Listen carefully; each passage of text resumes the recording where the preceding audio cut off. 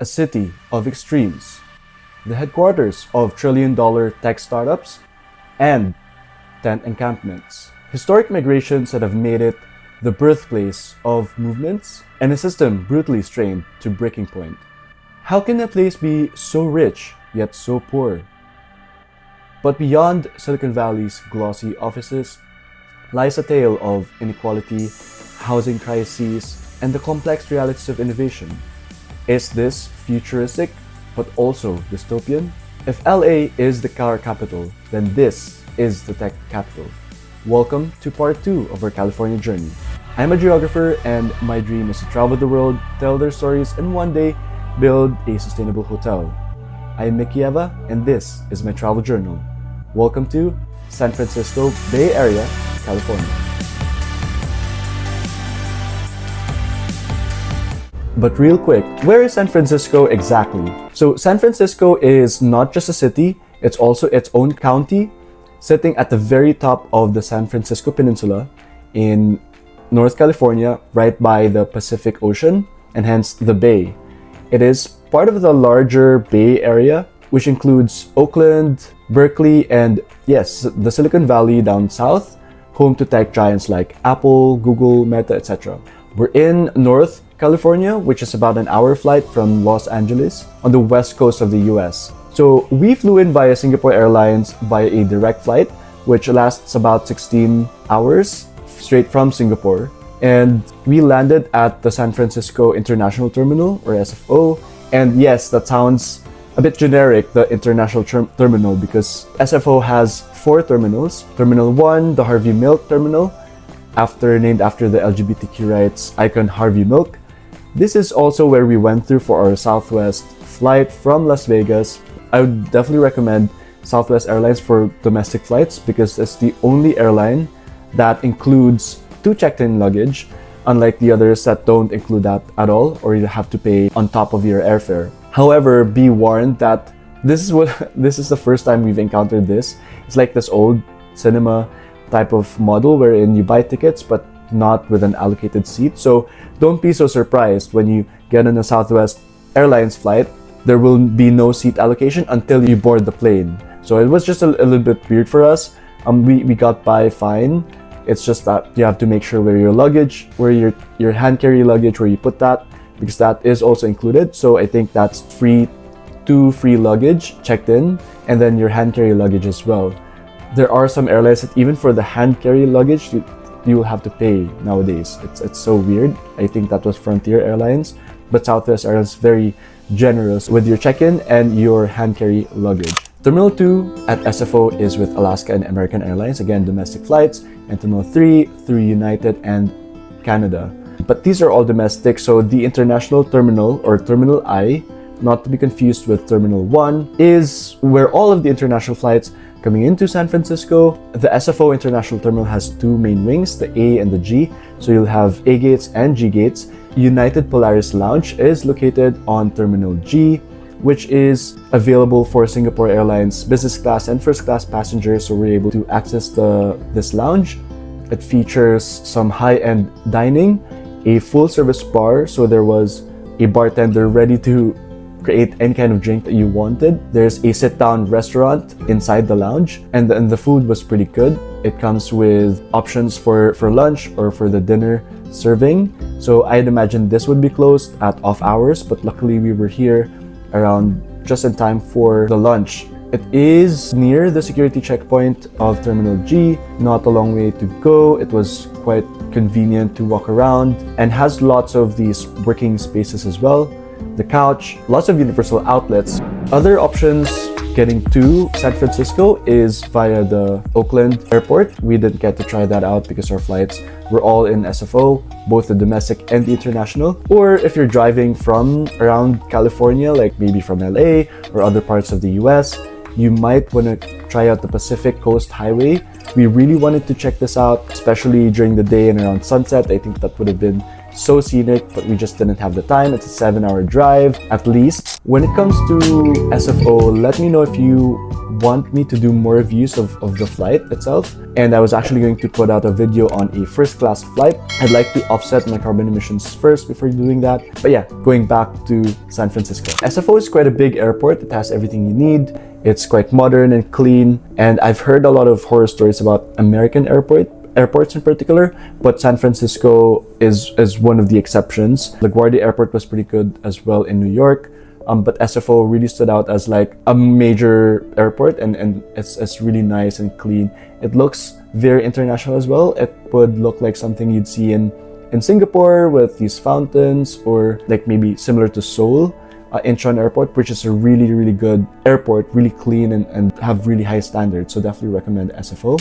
Getting around San Francisco is very easy. I would say from the airport, it's about a 30-minute drive. If you're renting a car or if you will be taking an Uber or a Lyft, it's about 30 minutes to downtown San Francisco in most areas you'd probably be staying at. There's also the driverless taxi that we really wanted to try, but we didn't get to.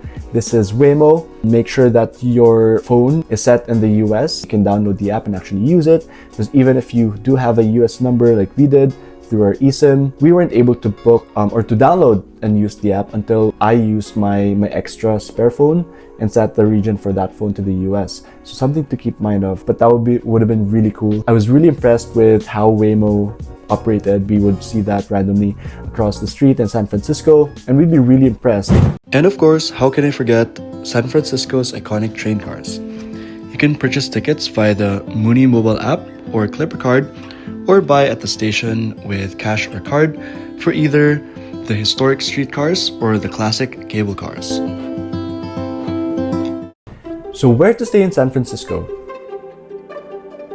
So San Francisco is notoriously expensive, like it was crazy expensive. And we were there about a week after Easter holidays, so there were also other events happening around.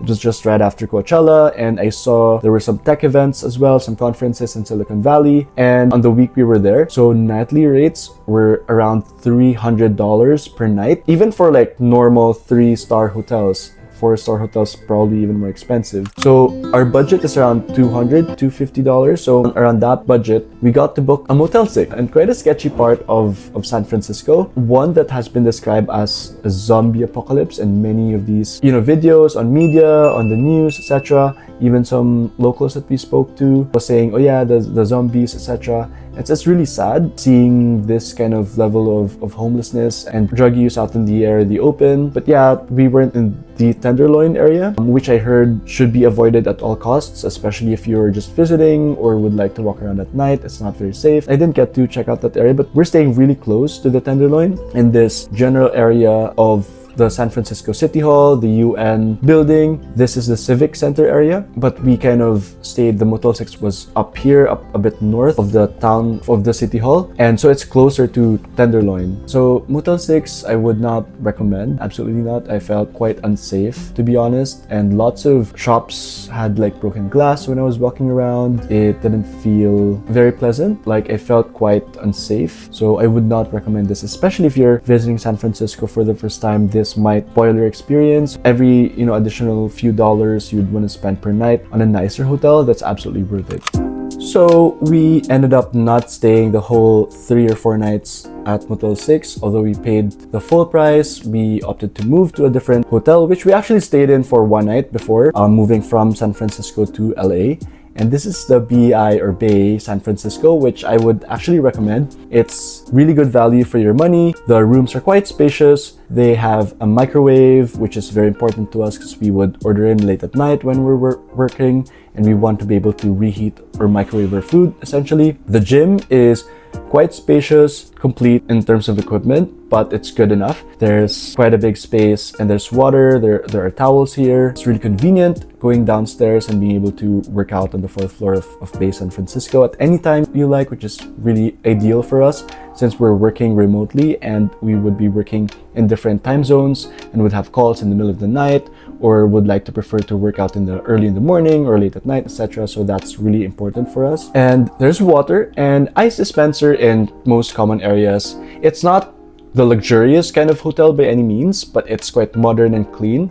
And the staff were very responsive, very good. There is no in-room dining though, but there is a convenience store downstairs. There's a vendo as well. And again, it's very easy to order in. We would order in via either Uber Eats or DoorDash for most of the time. So it's a balance of good value for money and the comforts of a decent, clean hotel. And again, the neighborhood or the area is quite safe. It's not as sketchy as that area of Civic Quarter or Civic Center near Tenderloin. It was pretty good. So one thing I did notice about Bay San Francisco is the maintenance wasn't top tier by any means. There's this open area just outside the gym that seems really nice, like a rooftop area, which if you put in like New York or maybe even Manila, would be busy, would be much more lively than this. So this is already something that I noticed even staying at the hotel. The lights in the lift were kind of on and off, and there was a time the lifts weren't working, so we had to use the service lift or the service elevator. But yeah, it felt like there was a lack of like buzz or liveliness that I'm used to in major cities around the world, especially in Asia. But yeah, it wasn't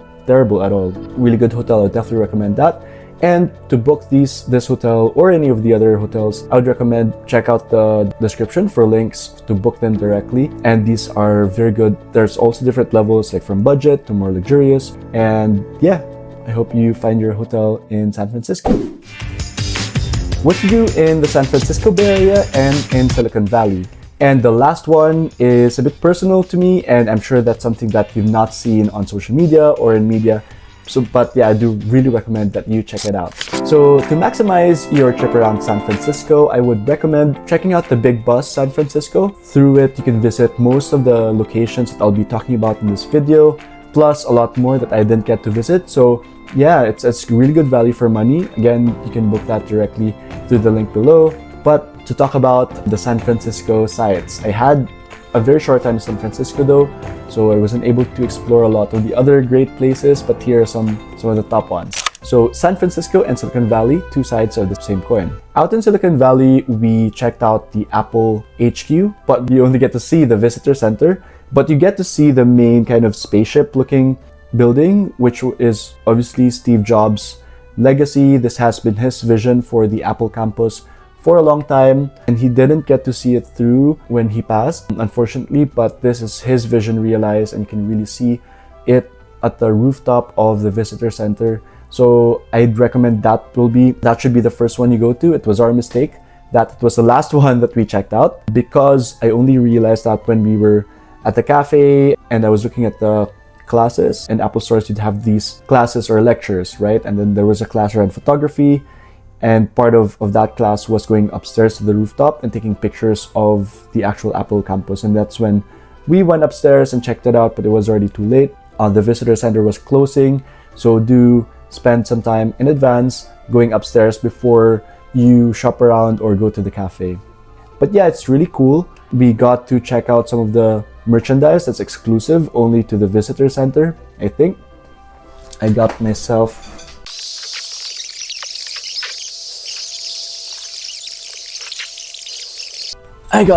this mug from Apple. Pretty cool. It is dishwasher safe and it's made in Japan, not in the US. It's Hasami Porcelain, Japan. Yeah, and it's dishwasher safe, and it just looks pretty cool because I like the kind of rock or natural finish to it, and the Apple logo in black, which goes really well with like my Magic Mouse or all my Apple stuff, or my partner's Apple stuff in here. So yeah, just make sure you check out the rooftop. Aside from the big tech giants, we also wanted to check out some of its universities, and of course the main university that's been known to create or have given birth to the Silicon Valley is no other than Stanford University. So we went to the Stanford University campus after a trip to the Apple Park, and we dropped off at the treehouse area. And this is, I think, the heart of the campus. It's very much alive. Students are here getting their beers after classes, or just hanging out with friends. There was like quiz night happening in this area, so it was pretty cool to see the vibe of the students. We ate at this restaurant at the treehouse. Really, really good chicken tikka masala, I must say. There's also happy hour for beers and drinks and cocktails. The pizza is a pretty good deal as well, and I just see lots of students here. And also, yeah, I'd recommend the margarito is pretty cool. And then after eating the really good chicken tikka masala or butter chicken at the treehouse, we strolled around campus, and then we saw the main quad, the towering Hoover Tower, really cool. I think that's one of the main landmarks of Stanford. But I think other than that, it's the Memorial Church. So Stanford's architecture is a mix of Richardsonian, Romanesque, and Mission Revival styles. So yeah, especially the main quad. So I'm not an architect, so I'm not an expert in this, but I feel like, and from my research, it incorporates like Gothic Revival, but in my eyes, it feels kind of like Spanish, Mediterranean, more tropical kind of revival architecture. And this really cool oval lawn, and it's just really nice vibe around the campus, seeing the history of how Silicon Valley started. So Stanford University is really critical in the development of the Bay Area and Silicon Valley, because this is where Bill Hewlett and David Packard kind of started their first tech projects in a garage, and mentored by Stanford professors, right? That's really cool. And it sparked this university-led innovation. And throughout history, many companies who are from Stanford alumni or professors have started, like HP, Google, Yahoo, I think Sun Microsystems, Oracle, etc. Even the OG like Silicon Valley startups were started by Stanford professors, and up to this day, it's easy for VCs to, pick the brains of Stanford experts and, start companies here, like big startups. So yeah, I would say this is the ground zero of the global tech revolution, right? It's a massive hub of tech and science. But if you do want to see a bit more of Silicon Valley beyond Stanford or Apple, for tech giants, there's the Googleplex, there's the Meta campus, you can consider those as well. Or for universities, there's also Caltech. Okay, so Caltech is not in Silicon Valley, it's in Pasadena, but that's also critical in research on space science. As if you might have seen The Big Bang Theory, the characters there would teach or have studied at Caltech and usually work in NASA, but is also now kind of known for artificial intelligence. It's really cool. So back in the city, we also got to explore the iconic Golden Gate Bridge. And needs no introduction, we have all seen this in movies, on magazines, on media, growing up as a child. So it's always been a dream of mine to be able to take a photo with the amazing, glorious, gorgeous Golden Gate Bridge in the background. And I would recommend the best view would be the northern part of the bridge.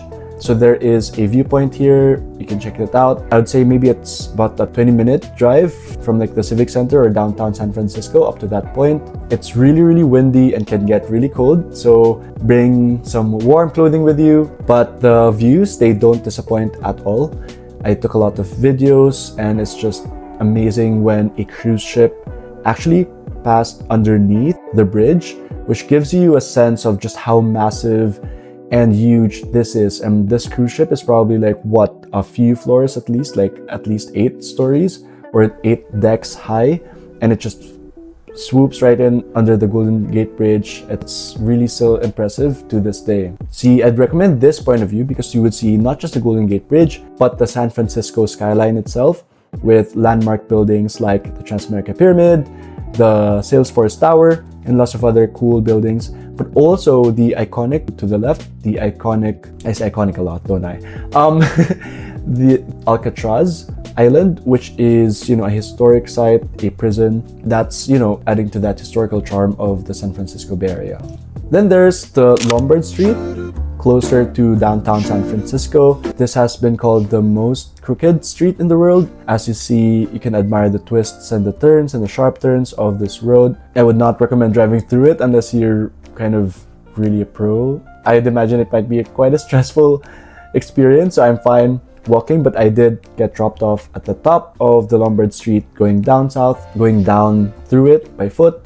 And it's a quick walk, like a 10-minute walk down. It's pretty chill, but the amazing views is really down here. And it's a short walk to Embarcadero, which through walking you would be able to see these really nice San Francisco streets. And I do find it really beautiful, actually, all of these residential houses and the kind of architecture that's quite unique to San Francisco. So I do find it really charming. So this is a really nice stroll, and again, it's downhill, so it's not too strenuous. And down here along at the waterfront is probably the most visited part of San Francisco, the Embarcadero, which takes you through the Fisherman's Wharf, and then the ferry building all the way to the end. And in the ferry building or the Fisherman's Wharf is also quite known for the sea lions, and I got to see them at night. They're located on Pier 39 of the marina, and you can just hear them squeal, and there's lots of them even at night, so it's pretty cool.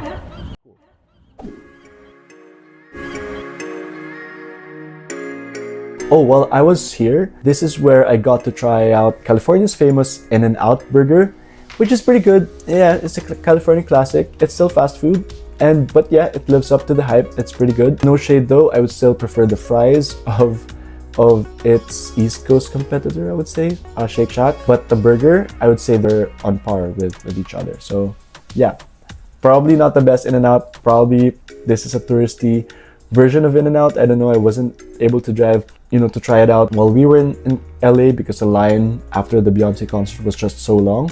Probably because it was so popular and lots of people are visiting from outside LA, so yeah, we didn't get to try that out there. And for best panoramic views of the city, especially if you want to see the city skyline at night, you can go to the Coit Tower, which is a historic building. There is a video about this by an architect. I would leave that to you if you want to watch that specifically, but I'll try to link it here, tag it here as well, so you can watch more of that. But what I found is that this spot is my favorite viewpoint in San Francisco because you'll see the Transamerica Pyramid unobstructed, and it's really quiet, and it's very safe as well. It's quite a nice neighborhood of San Francisco. So I spent quite a lot of time around here just shooting and filming and taking photos for my thumbnail for this video, I think. So if you've clicked on that, this is where I took that. So yeah, that's a pretty cool area because you'll see the Transamerica Pyramid kind of cutting through the fog like a needle, or like clouds or the sky. And as night falls, the vibe shifts. So there are livelier places than this part of town in San Francisco. Union Square would be where the center of the San Franciscan cinematic universe is. It is not super lively late at night though, but we got to try out this rooftop bar, Starlight, so it's perfect for some drinks. The skyline views, it is quite pricey. Maybe expect to spend around $20 per drink for a cocktail, a little lower or a little higher than that. There is this huge thing, which is like a showstopper for them. We didn't get to try that out. That's probably like $50-$80, a bit too expensive. Other areas in San Francisco, probably the Chinatown area. It buzzes with color, life. Of course, you'd expect amazing food in here. But of course, towards the end of the night, I headed down to the southwest bit of San Francisco to the gay nightlife capital of San Francisco called the Castro. So this district is definitely a must-see for you to get a bit of a sense of the community, see it at the heart of the queer culture, but also like nightlife, but also local food. This is where I got to try out the delicious Brazilian barbecue, and it's street food, but it's so good. So for about $20, you get the full chicken or pork barbecue or beef barbecue. It's a really good buy, but also you get a sense of like the kind of melting pot of culture that San Francisco really is through their food, the nightlife, and the local culture. For San Francisco nightlife, I got to check out the Castro. So it's still the heart of the queer culture and nightlife in San Francisco. And there are a few iconic bars that you can check out. One of them is the Twin Peaks Tavern. This is a bar that's been there for so many years and kind of sparked the visibility of LGBT nightlife, because it's one of the first windowless bars, and I'll talk a bit about that in a bit. If you're up to kind of, just have a good night, meet some guys, whether that's for friends or for a date night or a hookup or whatever, Bo or The Lookout would be the bars to go to. To be fair, I didn't go in, but I got to meet some locals outside. It looks pretty cool and the music seems to be vibing. If you're into more leather or the kinky stuff, or you've got some some BDSM realness going on, check out San Francisco Eagle. They also have like Eagle in New York and Tokyo and London. And there's also a local version, the Powerhouse. So it's legendary, as they might say. one of the last thing I would recommend is to check out the Midnight Sun. So this is an LGBT bar that's been here since the 1970s, but in 2011 was the first time that they had windows, which kind of sparked that conversation of the visibility and just transparency of LGBT nightlife, which signals much more acceptance in San Francisco society.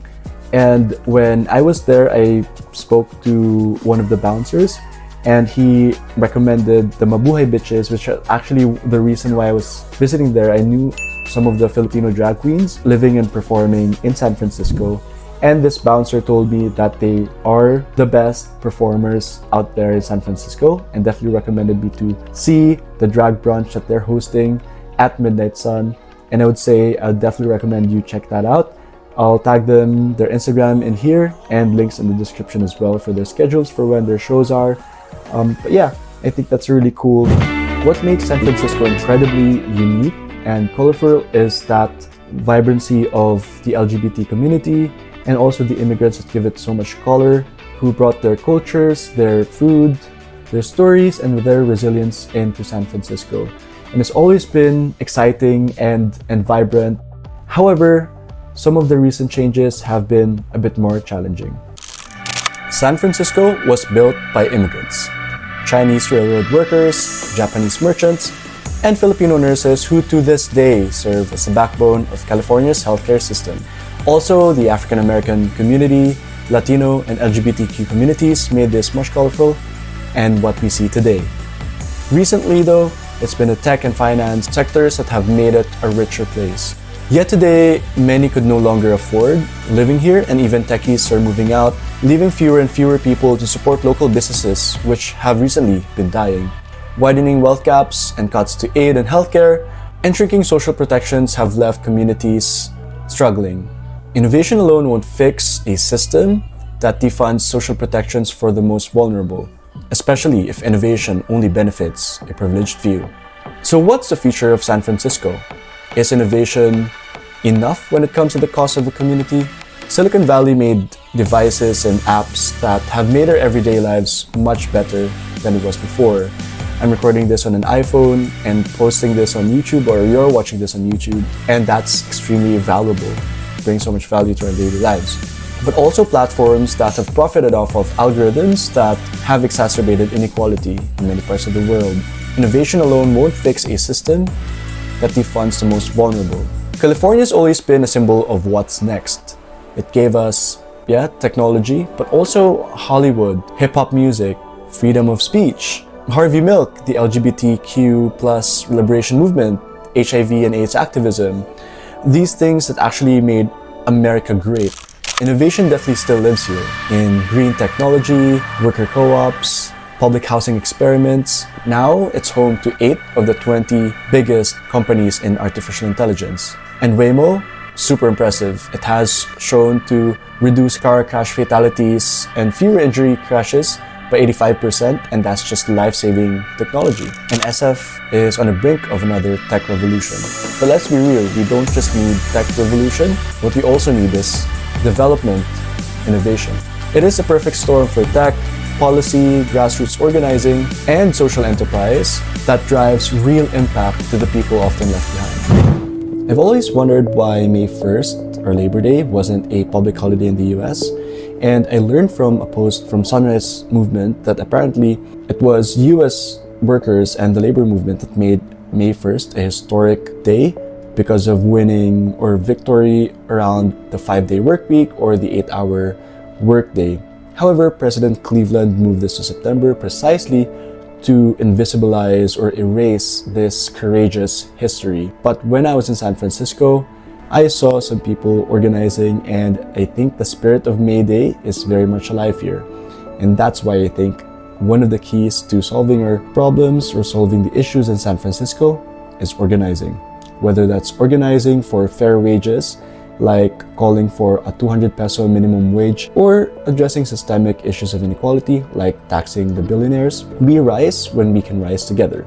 And a good first step is to support local progressive groups like the South of Market Community Action Network, or SOMCAN, a local nonprofit in San Francisco helping the Filipino community regain its space in South of Market, which has been a historically Filipino neighborhood. And SOMCAN does this through events, resources, and organizing. Do follow them on Instagram at somcan.sf and support their work through the links in the description below. So that's it for San Francisco and our two-part California journey. I hope you enjoyed that and learned a lot, and I'll see you in the next video. I promise this will definitely be a flight-related one, which I was just waiting on a partnership, and now we finally got that. So I'm really excited for that, and I hope to see you in a couple of weeks.